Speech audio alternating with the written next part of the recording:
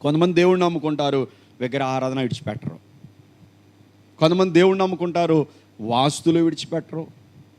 కొంతమంది దేవుణ్ణి నమ్ముకుంటారు, ఈ లోక పండగలు విడిచిపెట్టరు. కొంతమంది దేవుణ్ణి నమ్ముకుంటారు, నల్ల దారాలు కాళ్ళకి చేతులకి. ఏ దారాలు ఉండొచ్చా?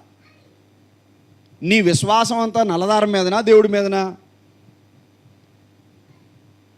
కొంతమందికి, చాలామందిని చూశాను నేను, నల్లదారాలు కట్టుకొని ఉంటారు కాళ్ళకి. ఏం చేసింది ఆ దారం?